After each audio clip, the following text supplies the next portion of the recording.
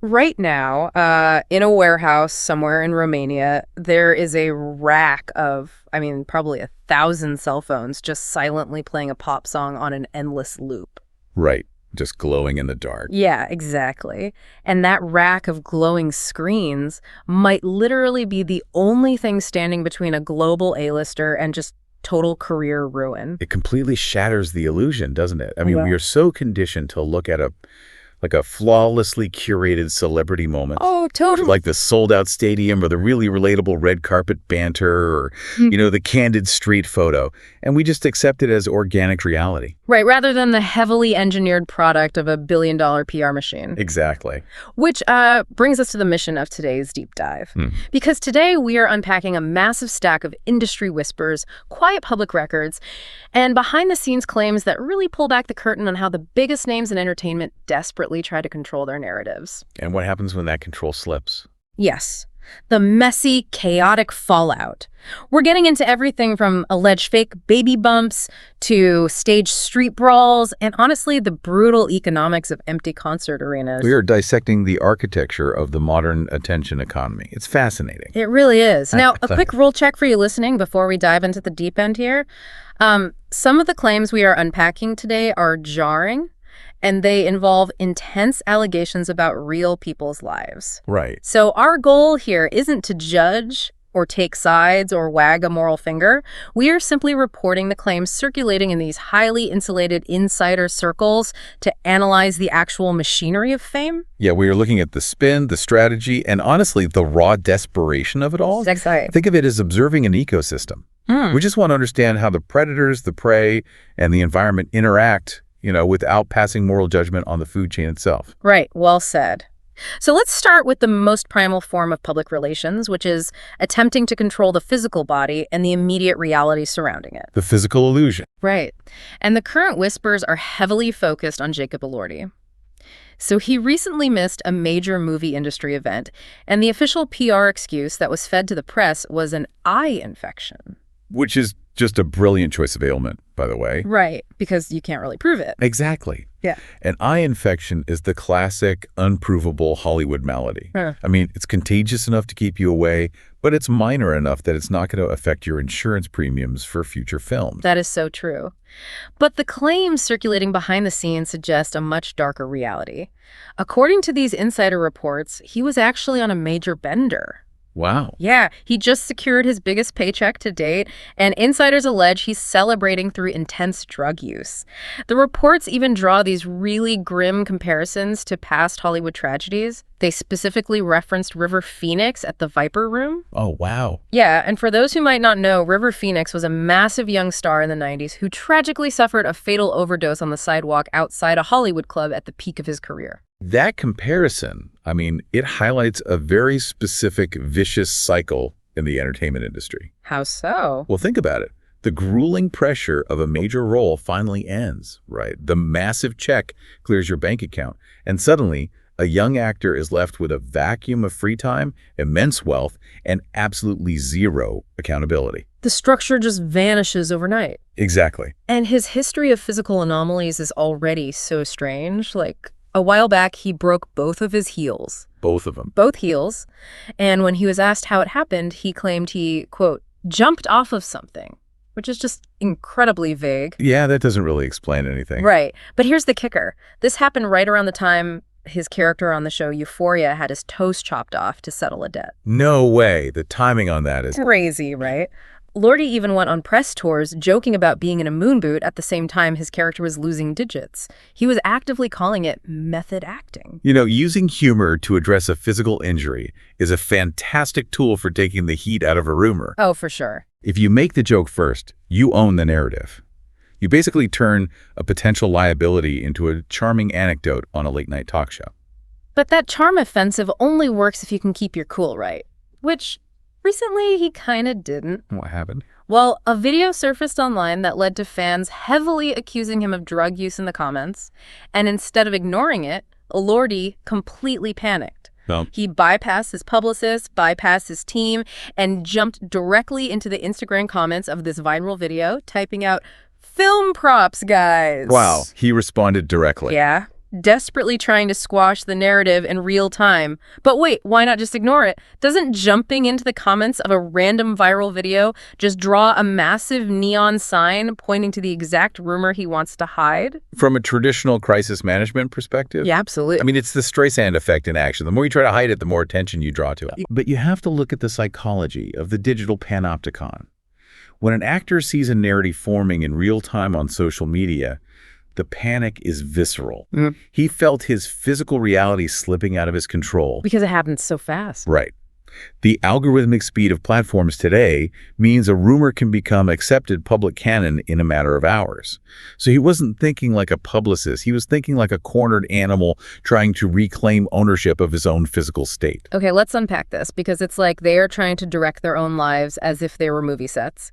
Jacob is literally yelling film props at reality. And then you have Aubrey Plaza, who is allegedly using special effects on her own body. Right, moving from managing a physical body to just straight up creating a digital one. Exactly. So Aubrey Plaza shows us the modern, slightly dystopian solution. She is currently pregnant with Chris Abbott's child, but insider reports are alleging something truly bizarre. Okay. They claim she's using AI and photo manipulation to make her baby bump look bigger than it actually is in photos. Bigger. Yes. Which, wait, I am completely lost here. Hollywood is aggressively, famously obsessed with thinness. Why on earth would an actress artificially inflate her weight or her pregnancy bump? I mean, it sounds totally counterintuitive, but it's actually a brilliant, if dark, defense mechanism. Really? How? By projecting a massive stylized bump digitally, she gets to control the aesthetic of the pregnancy. Yeah. She can present this sanitized, idealized image of a heavily pregnant woman without having to subject her actual body to the messy, grueling reality of gaining 80 real pounds. Just to appease public expectations of what pregnancy should look like. Exactly. It's about maintaining a boundary. And you have to factor in the immense emotional chaos she's dealing with in her private life right now. Her ex-husband, Jeff Biena, tragically took his own life while they were separated. Which is just awful. It's horrific. And recently, Jeff's brother, Brad, posted a screenshot of Aubrey's pregnancy announcement on Facebook, and his caption was incredibly cruel. He wrote, "Once a cheater, always a cheater," along with the word karma. Wow. That is a staggering collision of public scrutiny and profound private trauma. Yeah, so dark. What's fascinating here is how the digital age forces celebrities to constantly defend their physical reality against internet sleuths.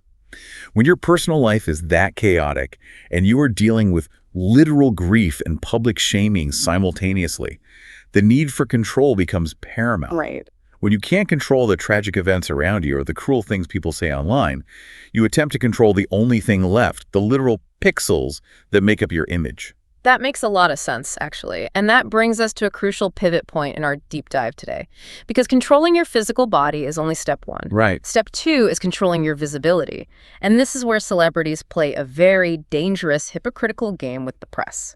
Let's look at Jennifer Garner. She is arguably the most fascinating case study in modern brand management we have. She really is. For years, she has been the face of those sweet, relatable Capital One commercials. You know, the ultimate, wholesome soccer mom persona. Very much so. But insiders paint a vastly different, highly calculated picture. They claim she has been orchestrating her own paparazzi moments for decades. Decades. Yeah. Those perfectly casual Sunday church strolls, the carefully timed moments of Ben Affleck coming over to visit the kids. Insiders allege these are all explicitly called in by her own team. Which completely contradicts the public war she waged against the paparazzi industry. Exactly. Let's rewind to August of 2013. Garner gives this tearful, highly publicized testimony in a Sacramento courtroom. I remember this. Yeah, she was advocating for a bill to penalize paparazzi, detailing horrific, genuinely scary stories of photographers knocking over children outside of preschools and pediatricians' offices just to get a shot of her. And it was an incredibly sympathetic position. I mean, no one wants to see children terrified or physically endangered by a swarm of cameras. No, of course not. It really solidified her image as a protective, everyday mother just trying to live her life. But then you contrast that courtroom tears with her own recent admissions. She openly acknowledged having a 25-year relationship with two specific photographers. 25 years. Yes. She literally described the dynamic as Stockholm Syndrome. She admitted she has run to them for safety when she felt threatened by someone else on the street, but in the exact same breath acknowledged she has called the cops on them 1,000,000 times. That is quite the contradiction. I mean, she also had this incredibly bizarre incident where she tried to throw a cup of water on a group of photographers to shoo them away. The punchline, the photographers weren't even paying attention to her. Wait, really? Yeah, their cameras were pointed in another direction entirely, and she just awkwardly failed to splash them. Oh, no. So she's crying in court about them one day and treating them like her personal security detail and attention meter the next. It sounds like an SNL skit. If we connect this to the bigger picture, to understand this contradiction, you have to look at the paparazzi walk not as an invasion of privacy, but as a corporate stock buyback. Oh, that's an interesting way to put it. Yeah, I mean, privacy is an absolute luxury, yes, but relevance is the currency that pays the bills. Right. Jennifer Garner's relatable, dedicated mother persona requires constant, low-stakes visibility to exist in the marketplace. The paparazzi agencies get their exclusive, high-value photos, and Garner gets to maintain the perception of high public interest. Which she then leverages for millions in commercial endorsements. Exactly. The scrutiny can be genuinely painful, and I'm sure it is, but these celebrities are trapped in a cage of their own design. They fight the cameras in public to maintain their dignity, but they secretly feed the cameras to maintain their wealth. But what happens when the reality of a celebrity's personal life completely betrays the core philosophy of the brand they've sold to the public? The parasocial betrayal. Exactly. We are seeing some massive parasocial betrayals right now, starting with Olivia Rodrigo. She built a massive empire on a very specific, almost anti-establishment, messy teen angst. Right. And her last album was aesthetically grounded in a total rejection of the artificial. She went out of her way to use real stop-motion animation, real ballerinas, real embroidery in her visuals. It was an explicitly anti-AI, pro-human artistic statement. Yes. She even literally sang about not wanting a guy with a fake job, specifically taking aim at the finance bro culture. And yet, her current reality tells a completely different story. A jarringly different story. She is currently dating a guy named Julian. Who is Julian? He is a Brown University graduate who previously worked at Goldman Sachs and is now an associate at HG Private Equity. Oh, wow. And his specific career focus, artificial intelligence. They're kidding. I am not. As one insider joked, she wrote a massive hit song about vampires, and private equity bankers are the ultimate vampire. Wow. She built an entire brand on raw, analog authenticity and rejecting corporate fakeness, and she's dating an AI private equity guy from Goldman Sachs. It's an ideological whiplash for her core audience. And she's not the only one causing whiplash. Look at podcaster Bobby Althoff. Her entire meteoric rise to fame was built on being this incredibly plain, relatable, slightly awkward, normal mom. Right, that was her whole shtick. Exactly. She leveraged that deadpan outsider persona to score a massive 10 million view interview with Drake, famously conducted while entirely under the covers in a bed. I remember seeing clips of that everywhere. But immediately after that video skyrocketed her fame, she dumped her husband. Now, she vehemently denied the rampant rumors that she hooked up with Drake, claiming they were just friends. But shortly after the interview, they unfollowed each other, and she completely scrubbed the viral video from the internet. So she just erased the thing that put her on the map. Yep. Insiders are brutal about her pivot. They claim that now that she has secured the bag, the fame and the money, she barely even does the podcast that made her famous and openly jokes about being irrelevant. The criticism is that she traded the mid-tier father population for Hollywood wealth the second she had the chance. But here's where it gets really interesting. Aren't we demanding entirely too much consistency from people who are just trying to navigate their 20s? That's a fair point. I mean, we buy into Olivia's real art angst and Bobby's normal mom shtick, but people grow, they change, they get rich. Is it really a betrayal? This raises an important question, actually. It is a betrayal of the transaction, which is the foundation of all parasocial relationships. Okay, break that down for me. When you consume a celebrity's content, they are showing you one carefully constructed persona in their art. That's the product. They will always be a messy, contradictory human in reality, right? Right. But the audience isn't buying the human. They're buying the product. Right. When an audience projects their own moral ideals or lifestyle choices onto a public figure, disappointment is the only mathematically guaranteed outcome. The audience feels like they invested in the scrappy, authentic startup, only to watch it get acquired by a soulless conglomerate. Oh, that's such a good analogy. When the product changes its formula, the consumer revolts. And if your authentic brand formula isn't holding up and the consumer's revolting, what is the next step in the playbook? According to the whispers, it's artificially manufacturing the success itself. Because if you can't generate real demand, you just fake the numbers. Which brings us back to that warehouse in Romania. Let's look at the international superstar Tyla. There are intense claims circulating that her team operates her like a traditional industry plant. Right. The specific allegation is that they are vastly overspending on massive bot farms in places like Asia and Romania. We are talking about literal warehouses filled with racks of physical cell phones, programmed to endlessly stream her songs on Spotify to artificially inflate her position on the global charts. For anyone wondering how a bot farm actually functions, it's a brute force manipulation of the algorithmic economy. Well, platforms like Spotify and Apple Music recommend songs based on velocity, like how fast a song is gaining streams. By paying a third-party service to run thousands of phones streaming a track 247, a label can trick the algorithm into thinking a song is going viral organically. I see. The algorithm then pushes that song onto real users' playlists, effectively laundering the fake streams into real engagement. That is wild.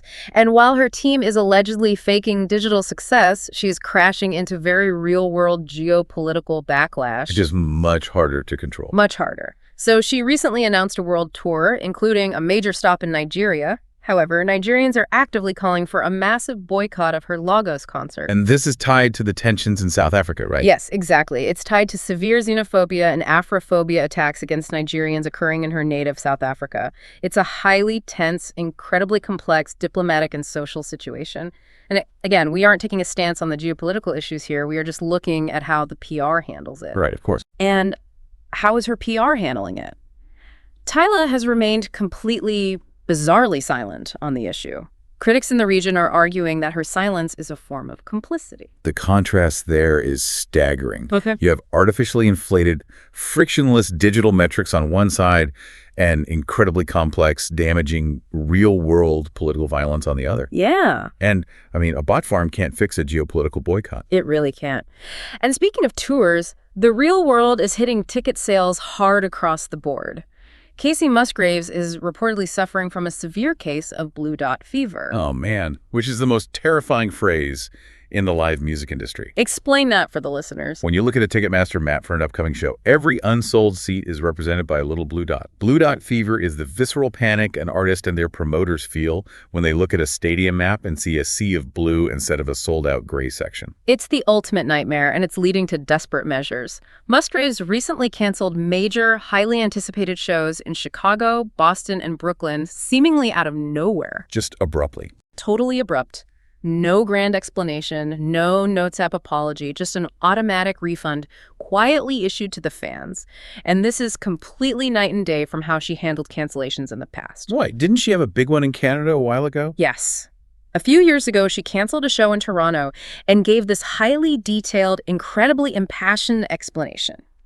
She blamed a massive foot-deep snowstorm and even revealed that a crucial truck driver carrying the show's radio equipment suffered a diabetic seizure on the icy roads. Oh, wow. I mean, that is a dramatic, understandable act of God. Exactly. Now, just radio silence. Insiders say the real reason for the current cancellations is a tough economy where fans simply can't afford her tickets, which are reportedly priced higher than legacy acts like Garth Brooks. The post-COVID touring bubble has officially burst. We are seeing the harsh reality of dynamic pricing in a tight economy. The illusion of constant high-demand success is vital for an A-lister's survival. Because perception is everything. Right. When we hit an economic downturn, the general public simply will not make large, non-essential purchases like a $300 concert ticket. But here's the mechanism. If an A-list artist plays to a half-empty arena, the perception of their value permanently drops. Oh, I see. Promoters won't pay their guarantees next year. Brands won't sponsor them. So the mathematically safer PR move is to quietly cancel the show entirely rather than let the world see the empty seats. It's like looking behind the curtain in The Wizard of Oz, but instead of a wizard, it's just a Romanian bot farm and, well, a guy sweating in a denim superhero suit. Which brings us to Ryan Reynolds. Yes. That desperation to maintain leverage takes many forms. Take Ryan Reynolds at a recent Comic-Con. He went undercover on the massive convention floor wearing a cheap denim Deadpool suit. He posted a seemingly heartfelt video talking about how lucky he felt being around the fans' unapologetic devotion. Which sounds like a charming, fan-friendly moment on the surface. On the surface, yes. But insiders claim it was a stunt born of pure, unadulterated desperation. The whispers suggest he is notoriously difficult to work with behind the scenes, and that he is currently accepting absolutely any brand deal he can get his hands on. Really? Any deal. Any deal. Why? Because he desperately needs the monumental success of the Deadpool franchise as leverage to keep his broader career afloat, especially amidst the massive ongoing PR crisis surrounding his wife, Blake Lively. Wow, right. He needs the fans to view him as the ultimate, relatable, grateful superhero because the industry perception is allegedly crumbling. It perfectly illustrates the fragile economics of fame we've been talking about. Whether it's bot farms artificially inflating streams, or strategic show cancellations to avoid the humiliation of empty rooms, or sweating in a denim suit on a convention floor to manufacture viral goodwill, it is all a frantic scramble to inflate demand. But what happens when the PR spin totally fails? The fake numbers are fully exposed and the audience completely turns on you. There's really only one move left. You lean into the infamy. You monetize the hate. So what does this all mean? Let's look at YouTube veteran Shane Dawson. He famously got canceled in 2020 during a massive cultural reckoning where a compilation of his past controversies went viral. Right. And the timing of his cancellation was absurdly cinematic. He claims he found out his career was ending while dealing with a traumatic dog vet emergency right before he was scheduled to propose to his husband. It's a surreal, almost darkly comedic collision of internet outrage and acute real-life stress. And now, years later, he's literally shopping a television pilot titled Canceled. You're kidding. I'm serious. He describes the pitch as the Emmy-winning comedy Hacks meets American Horror Stories. Wow. Yeah. The plot follows a canceled actress who meets a struggling director the night before the Oscars. The cast is a bizarre fever dream. It includes a pregnant producer, played by Lizzie, and internet personality Jacob Sartorius. That is the lineup. But the genuine industry interest in the project is reportedly so abysmally low that rumors claim Dawson is actually having to pay his own fans to attend the test screenings just to fill the seats. Oh, that's rough. He is literally trying to turn his own cultural exile into a sitcom. And if paying fans to watch your vanity project isn't desperate enough, let's look at the live streamer space. There's a guy named Brendan Peters, known online as Clavicular. Oh. He's big in the looks maxing community, which, for anyone uninitiated, is this intense, hyper-fixated internet subculture obsessed with extreme, sometimes surgical, physical self-improvement. Right. He's currently recovering from a recent nose job, and recently a video went incredibly viral of him getting into a massive, chaotic physical altercation outside a club in Miami. A very public, very violent-looking street brawl. Exactly. Another streamer named Draco, who Clavicular publicly calls his right-hand man, was there but completely failed to break up the fight. It devolved to the point where an older, random man on the street attempted to put Clavicular under a citizen's arrest. It sounds like total, unscripted mayhem until you listen to the insiders. And what do they say? They allege the entire fight was 100% staged. No way. Yeah, a choreographed stunt designed purely to farm algorithmic engagement and views. And they're proof. Clavicular regularly employs 5 highly paid, massive security guards who were suspiciously entirely absent during the supposedly dangerous random street fight. Wow. Shane is trying to monetize his own cultural exile, and streamers are literally staging their own street assaults for clicks. Have we reached the absolute bottom of the barrel? It speaks to the grim underlying mathematics of the modern attention economy. The algorithms that control our feeds, they do not care if you are loved or hated. They only care if you are engaging. That's the scary part. In Hollywood, and especially on social media, negative emotional valence like anger, outrage, mockery is still a highly tradable currency. Being hated means people are still talking about you, they're still leaving comments, they're still watching your videos just to criticize you. The only true death for a public figure is irrelevance. Irrelevance is the enemy. Exactly. If staging a humiliating street fight or pitching a show about your own cancellation keeps your name inside the algorithm, it is considered a mathematically sound business strategy. It is genuinely exhausting just thinking about the energy required to maintain this. We've covered a massive amount of ground today. We started with actors like Jacob Elordi and Aubrey Plaza desperately trying to manage the physical illusions of their own bodies. We unpacked the deeply toxic symbiotic economics of Jennifer Garner's relationship with the paparazzi. We watched the crumbling of carefully crafted personal brands when reality gets in the way of Olivia Rodrigo and Bobby Althoff. The parasocial betrayals. Exactly. We explored the desperate financial tactics of faking ticket sales and utilizing Romanian bot farms, all the way down to Shane Dawson and Clavicular monetizing public hatred with fake street brawls. It is a relentless 24/7 machine that demands constant feeding. So the next time you see a viral celebrity moment pop up on your timeline, a candid paparazzi shot, a tearful apology, a massive sold-out tour announcement, or even a chaotic street brawl, I want you to take a step back. Ask the big question. Ask yourself, true bono, who is financially benefiting from you looking at this exact image at this exact moment? What is the narrative they are aggressively trying to sell you, and what messy reality are they trying to hide? And I'll leave you with this final, somewhat chilling thought to mull over. We've seen today that AI is already being used to fake Spotify streams and allegedly manipulate pregnancy photos. Yeah. Human celebrities are utterly exhausting themselves, acting out fake brawls, sweating in denim suits, and destroying their personal lives just to maintain these artificial, highly profitable personas. It's true. So if the product is already this synthetic, how long will it be before the major studios and platforms simply replace human A-listers entirely? Think about it. Why deal with the messy reality of a human being, the drug rumors, the PR crises, the cancel tours, when you can create a synthetic, AI-generated celebrity who never ages, never gets exhausted, and never demands a bigger paycheck? Now, there is a thought that will keep you up at night. Because if you think the PR machine is deceptive when looking at human celebrities, just wait until the people we are obsessing over aren't even real. The mask won't just slip. There won't be a human behind it at all.